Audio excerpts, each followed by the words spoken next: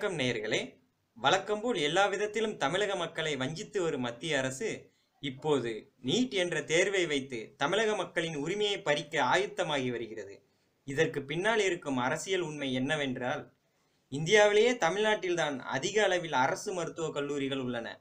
இதில் தமிழர்களை தவிர மற்ற மாநிலத்தவரை பணியமர்த்தும் பாசிச கொள்கையே.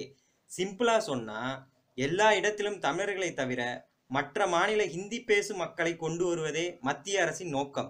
தேர்வு எழுதுபவர்களின் ஆடைகளை களைந்து முழுக்கை சட்டைகளை அறுத்து சோதனை செய்தது மட்டுமல்லாமல் இன்று வேறொரு அரசியல் திருவிளையாட்டை நடத்தியுள்ளது.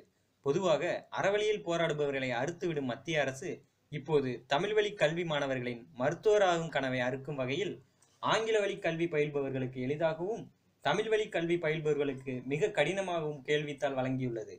தமிழ் வழி கல்வியில் படித்த மாணவர்களை நீட் தேர்விலிருந்து வெளியே தூக்கி எறிய நடத்திய நாடகம் இப்போது வெட்ட வெளிச்சத்திற்கு வந்துள்ளது. தமிழ் படித்து உயர்ந்த கடைசி மனிதன் சுந்தர் பிச்சையுடன் நமது வெற்றி சரித்திரம் முடிந்துவிடும் போல் இருக்கிறது. இது போன்ற மேலும் பல உண்மைகளை தெரிந்து கொள்ள வாட்ச் தமிழை சப்ஸ்கிரைப் பண்ணுங்க.